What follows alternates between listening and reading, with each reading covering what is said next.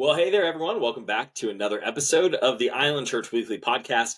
We are back in our normal form again, both of us together, not traveling all over the place, both on one screen, hopefully for everyone. Thanks for bearing with us for a few weeks while Pastor Will was traveling. I was traveling. It's summertime, right? This is what it is, Pastor Will. It's things slow down a little bit, normal rhythms break, but I think God uses those to help us reset. So glad to be with you. How are you doing after the trip, after you were at the SBC convention last week? Give us kind of some updates on life for you.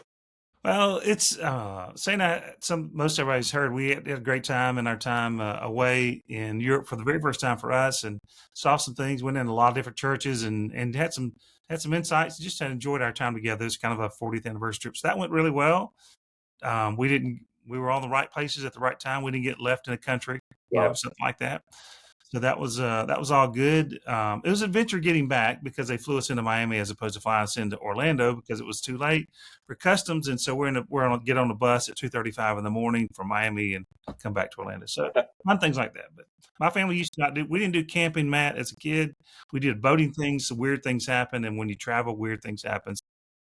the way it is. You know a little bit about that. A little bit, just a A little little bit. bit out of your experience. That was good. And then we were at the gathering of about 10,000, actually a little bit more than that, Baptists. And often I also say, if you got two Baptists, you have at least four opinions. Well, I don't know how many opinions we have, but we had a bunch of them there, I'm sure. Lots of But things. it just dealt with some of the business. Primarily the Baptists that get together with the Southern Baptist Convention. Let me just, if I can help a few people think about this. Basically, it's an investors meeting.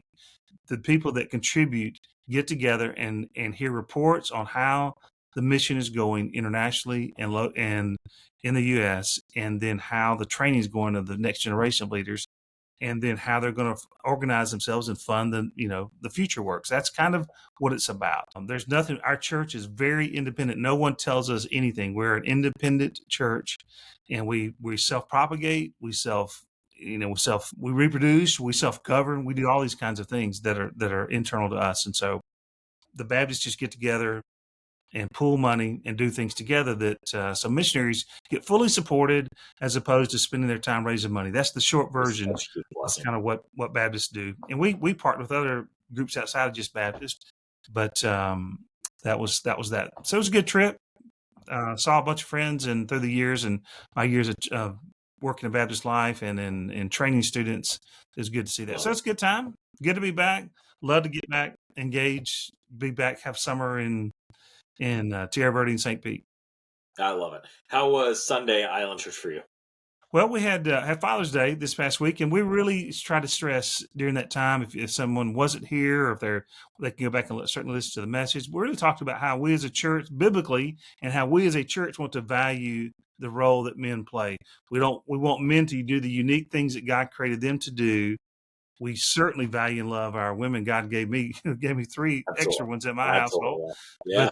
But we talked about the marks of a godly man, and not just fathers, but godly man, and the roles that men play in society and the church and the family. We talked about that.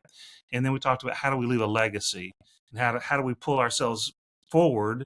How do we attempt trust God for big things and attempt great big things for God, as William Carey said, one of the founders of the modern missionary movement. And so that's what was Sunday. We got together. We had some guests with us. We welcomed them. Actually, some got out fairly early, but I caught them at Island Grill again, about them twice. And then one particular couple and a mother that was with us this past week, they helped us almost shut the place down when we finally left.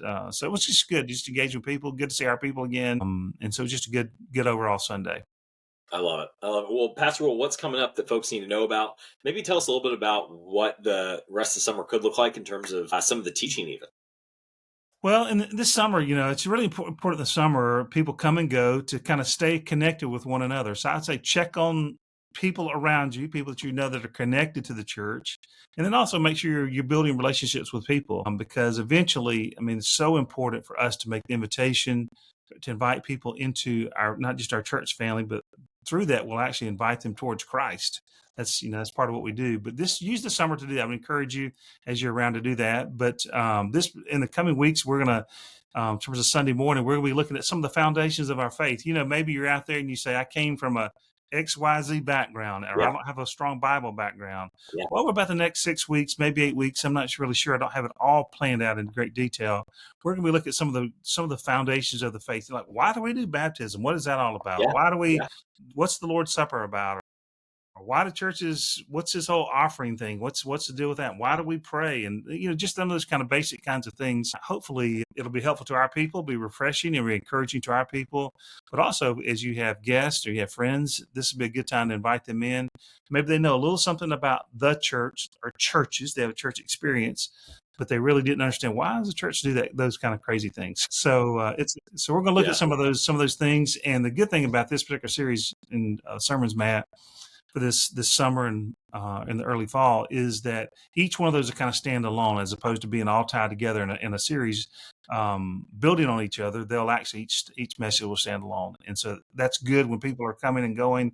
So that's the kind of path I've chosen for the summer. And then of course the men's most of our group life has kind of shut down a little bit.